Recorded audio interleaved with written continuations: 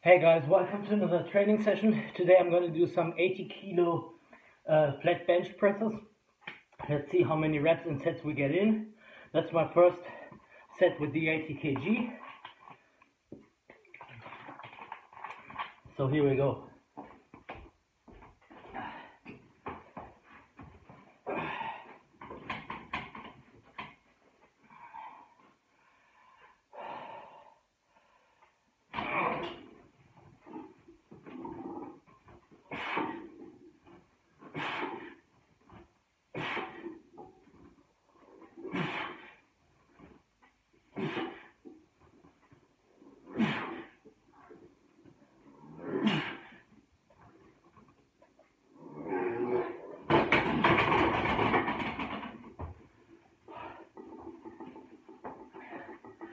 So that was a set of 9.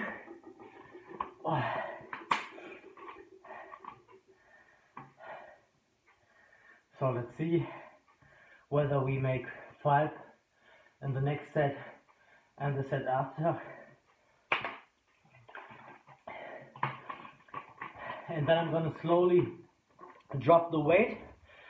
So as you can probably see, maybe not right now, but maybe now, I've got some 5 kg plates, 3 in total per side.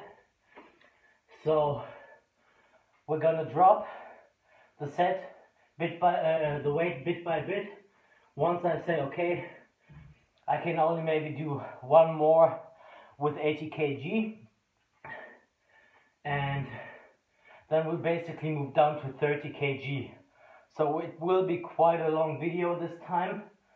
And I think I've never done actually a training session like that before, where I really go down in weight step by step. Yeah, but it's been a while since I've done bench presses, and my 1 rep max is currently, I would say, at 110. Yeah. So, 1.5. Let's say 1.5. 105 kilo, okay? That's my 1 rep max bench PR, and I would love to increase it to 110, but I have to start working my chest again, and that's why I'm doing this training session right now.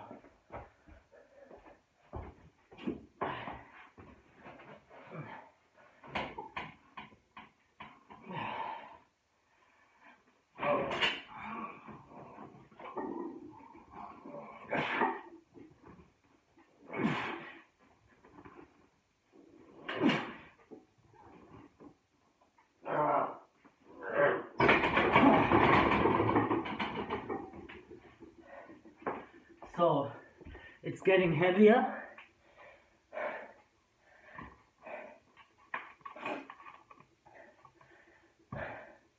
So there's at least 1 more set in me. Maybe 2 actually, before I have to go down in weight. Because it's not a 1 rep max attempt this time. It's just basically getting back to doing a few repetitions on the flat bench. Yeah.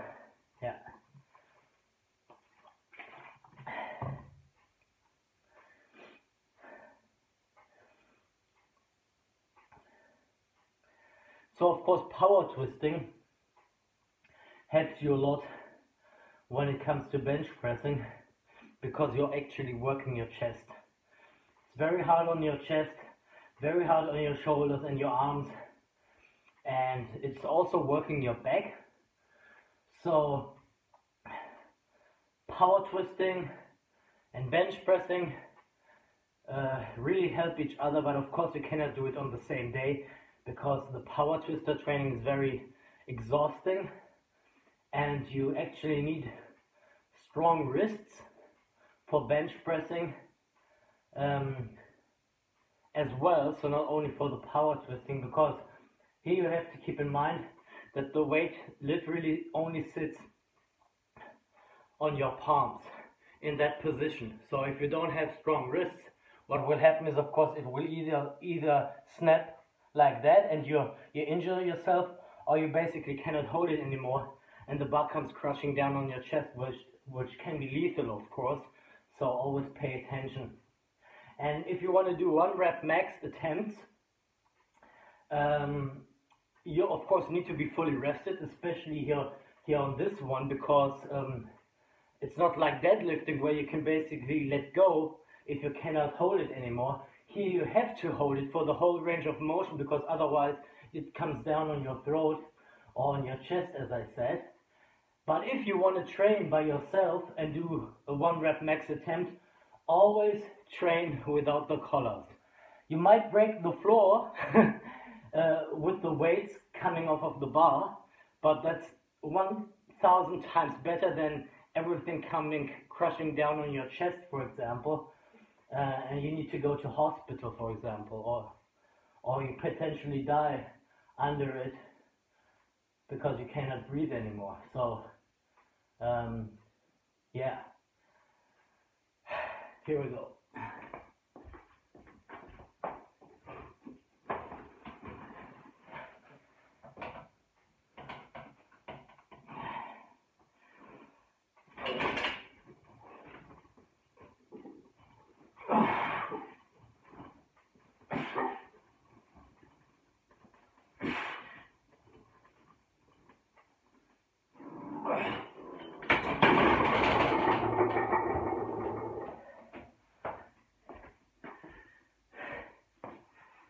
So you see I'm getting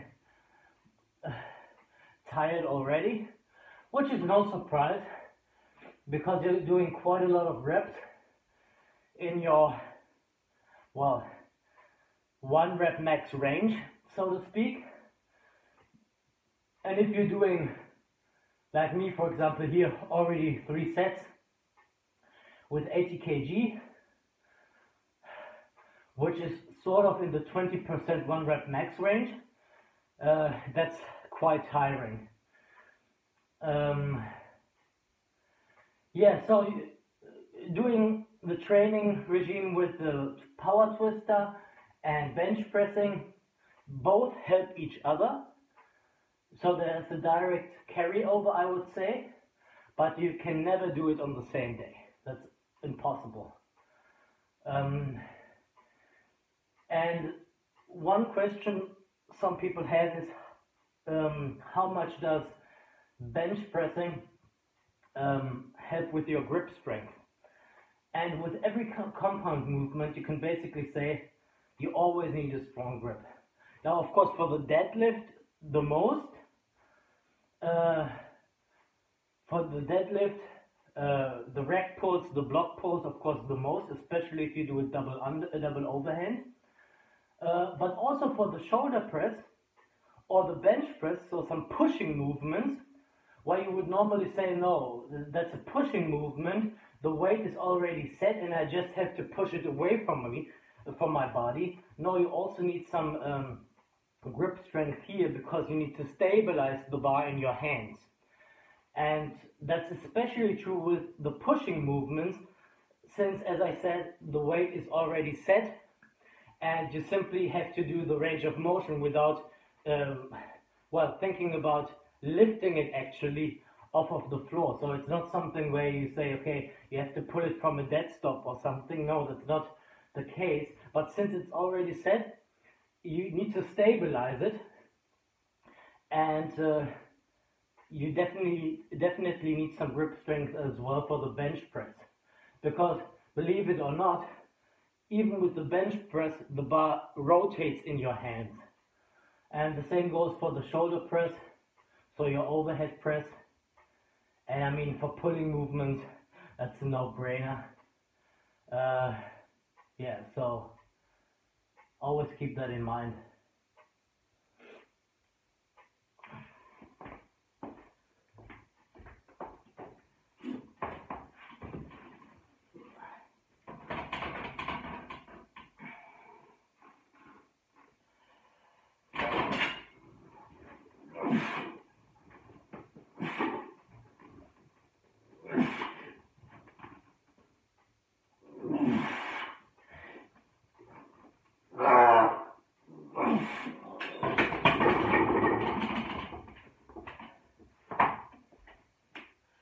So once you are used, for example, to your bench and to the bar and the whole setup, you can obviously know at some point when you have fully reached your max rep attempt or your 1 rep max, because you know how everything feels, how your body feels in certain positions, and it gets less dangerous. But as I said, no matter how strong you are, once you go for 1 rep maxes, always leave the collars aside, even if you break the floor, because the weights come off. If you cannot really finish the movement, that's still better than dying on the bench. So what I'm going to do now,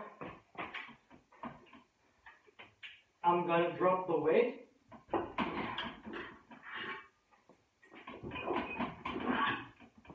So we take the 5 kg off. That. Of course on each side.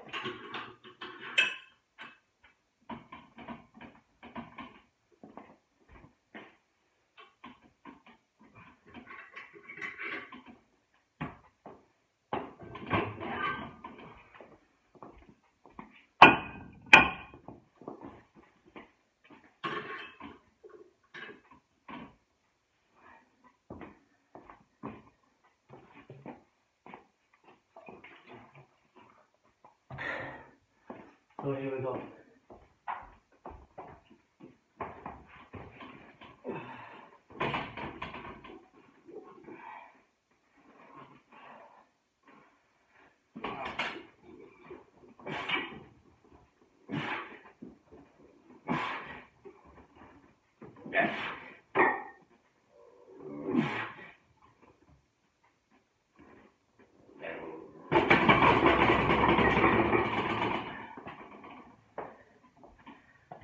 So 6 reps. Now on this one, oops.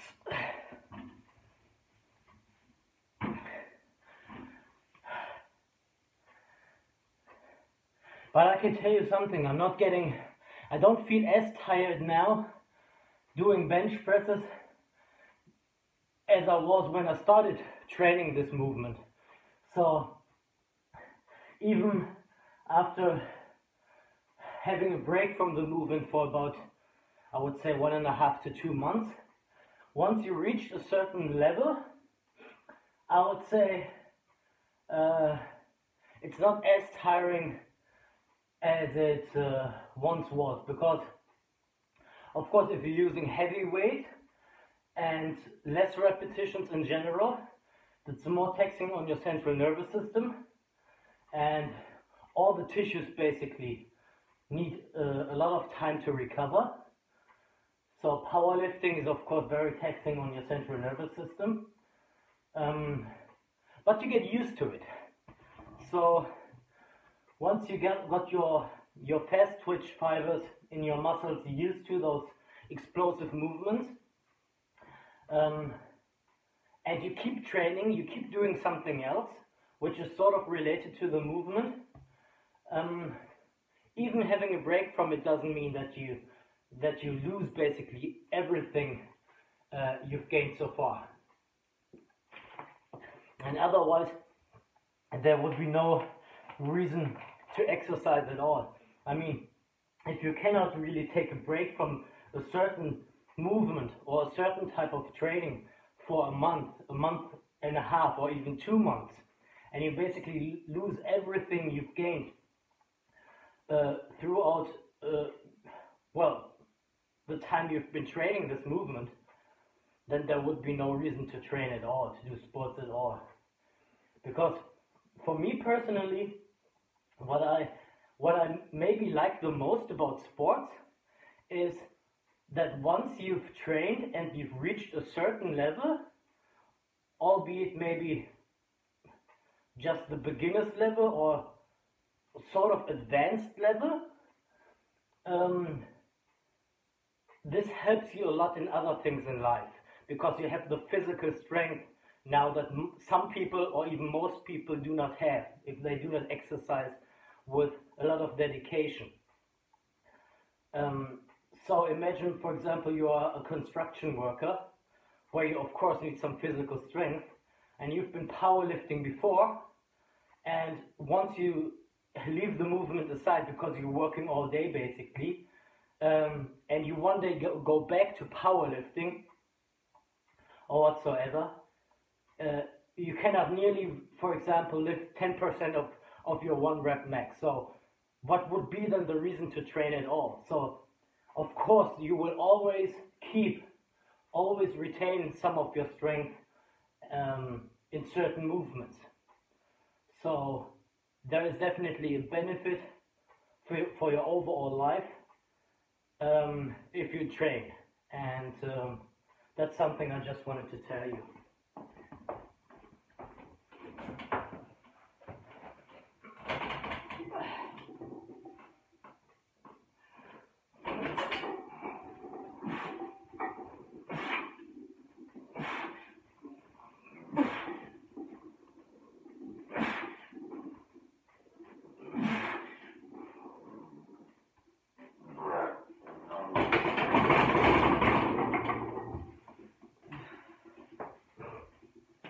So these were now 7 repetitions.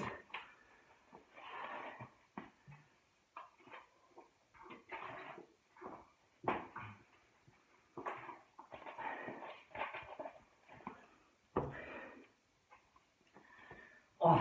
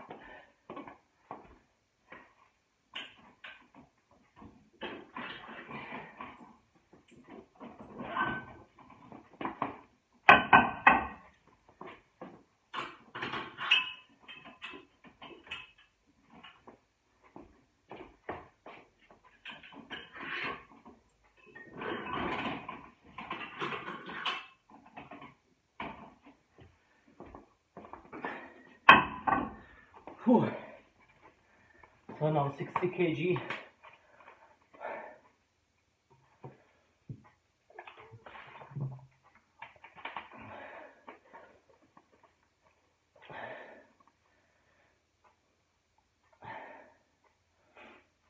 So you can also see, even if you do not have the most space to put your equipment in,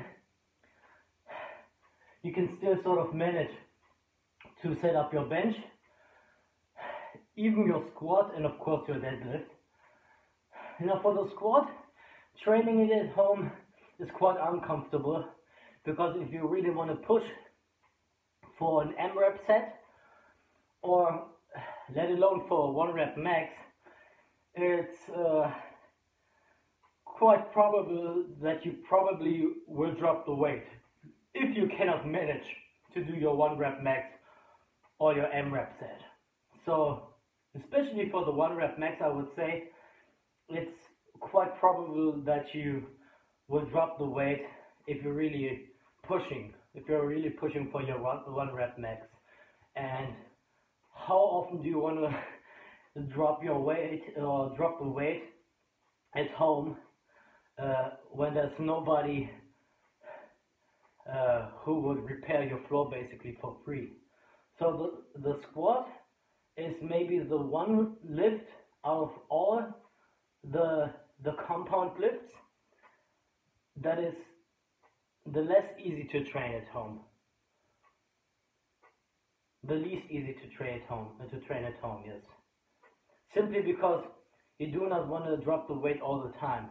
I mean, even dropping it once from, let's say, a height of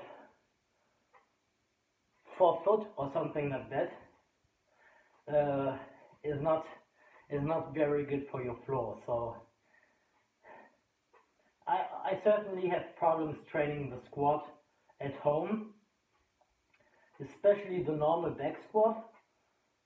So the overhead squat is maybe, more probable and more likely.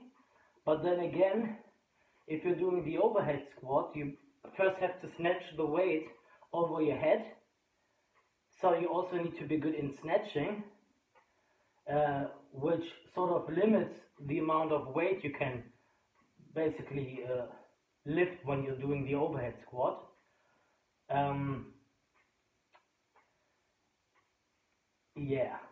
So it's not really the same movement.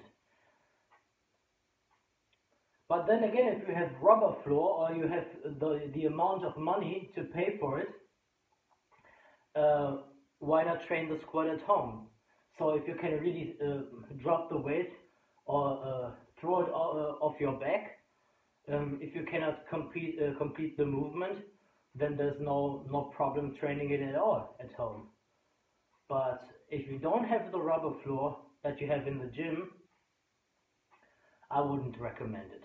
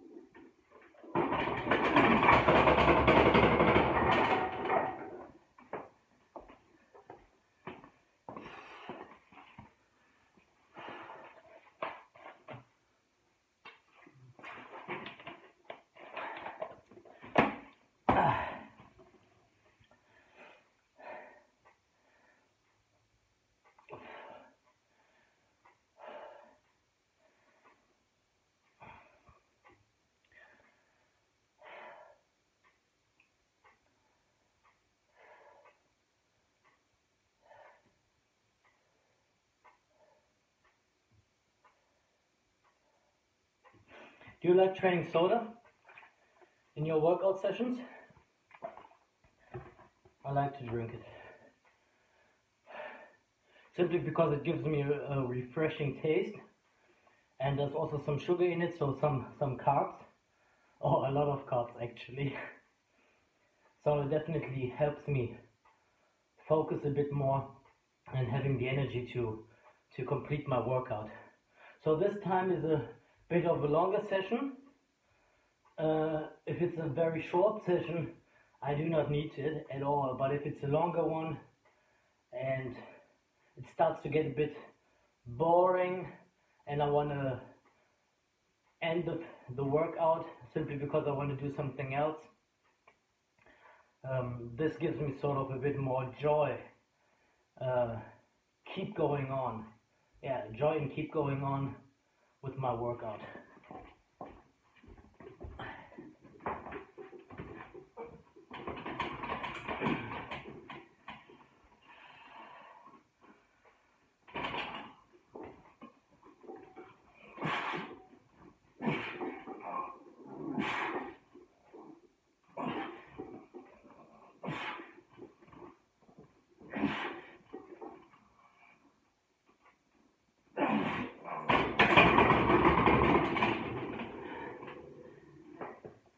See, especially if you're starting to get tired and you really have to basically use all the force in your body to lift the weight up. you definitely need grip strength to stabilize the bar. Because of course, there's no way lifting the bar and racking it if you only have the strength in one arm but not in the other one. So you need to stabilize and coordinate, and therefore you definitely need grip strength.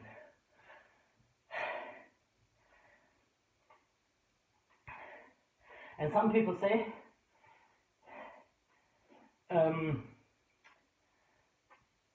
no, this is especially true for the deadlift, but again also for the pushing movements like the bench press. Grabbing the bar and holding it is the supporting grip, okay?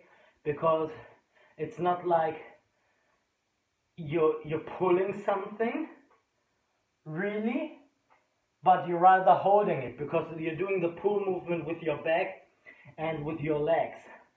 But that's not the whole truth, I would say, because you're not simply supporting or you're using your hands to support the movement. No, what you're also doing is you're basically crushing the bar to a certain degree. Of course, you're not really crushing it because then, of course, the whole weight would come down and break the floor. But when you're doing the deadlift and you're grabbing the bar, you're not simply just holding it. You're also squeezing it, like you're almost crushing it or trying to crush it, because there's no way you could really do the movement if you simply just grab it and keep your fingers closed. No, you sort of have to apply force in order to really hold it stable and in order to hold it stable in your hands so that it doesn't rotate. And doing deadlifts is therefore, in my opinion, also a very great exercise for training your crushing grip, because you really have to grab it and squeeze it a little bit. Otherwise, there's no way I can see somebody increase their 1 rep max deadlift. No way. You really have to try to almost break it with your hands.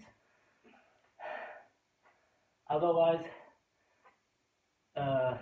there's no real possibility to increase your 1 rep max deadlift.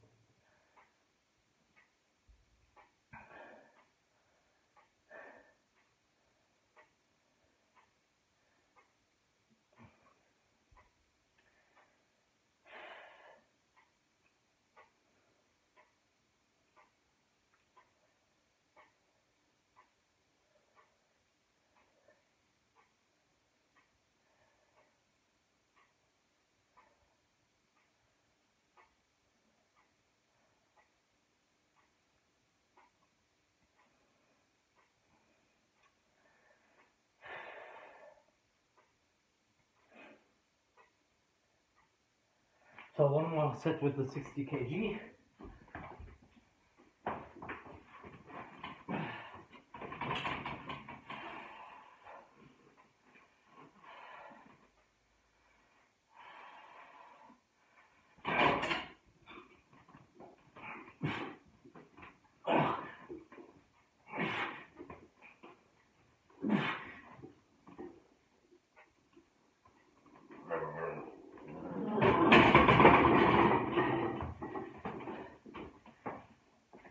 now the last set, which will be an M-rep set with 50 kg.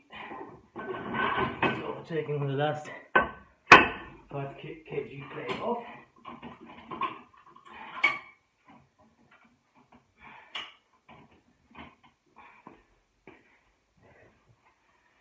Oof.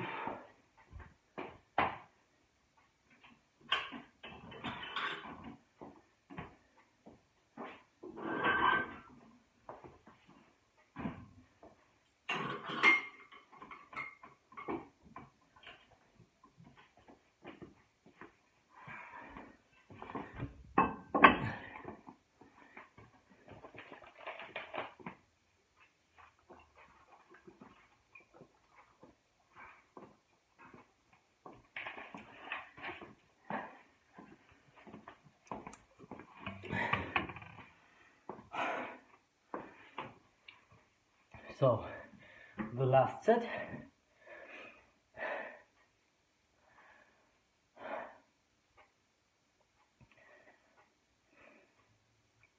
It's really been a while me doing bench presses, and I really like to do the bench press the normal way, so lying almost straight on my back, maybe with a little bit of arching if it's really my last rep, or if I'm going for 1 rep max deadlift, bench press here in this case. But overall, I don't like doing this typical arching that a lot of powerlifters do, because in my eyes it's really cheating. It's when doing bench presses, it's of course, like with everything, it's about the whole range of motion. And of course you're decreasing the range of motion, because when you're building when you're building this arch, the thing you're doing is you're decreasing the range of motion, because the bar doesn't need to come down as much, so it's of course way easier. And I'm not a fan of that. So when I'm talking about 1 rep max bench press attempts, I'm always referring to the normal sort of bodybuilder style bench press exercise, where you're really always lying flat on your back. And you can see that you don't need to build this arch, because if you take a look at Julius Maddox, for example, he's basically lying straight on his back and pushing the whole weight without decreasing the range of motion whatsoever. And if I were to do this type of bench pressing, I would easily be able to do 10 to 15 kg more on my bench press, depending on how much or how strong my arch is that I build.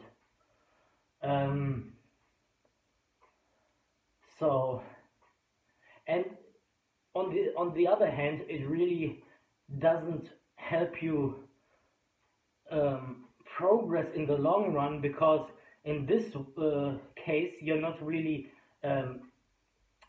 building strength in your pec that much, because you're taking basically the pec sort of the equation, I would say out of the equation. But if you're of course laying straight on your back, you're using everything you basically have in your upper body, and especially of course the chest. So in the long run it doesn't really help you to do this arching.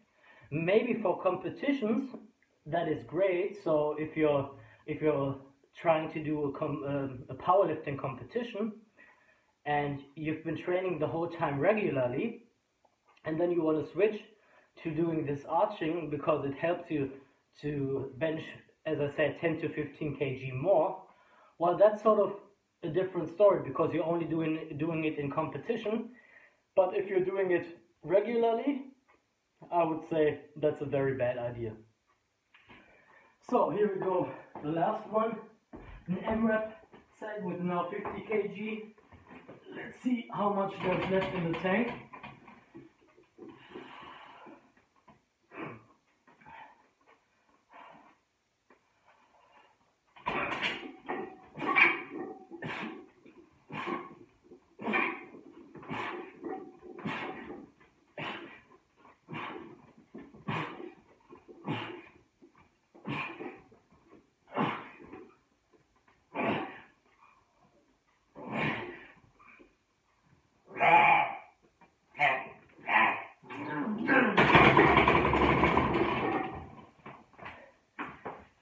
not that much. Only 15 repetitions. Yeah, I hope you found this video interesting if you made it so far, and see you the next time.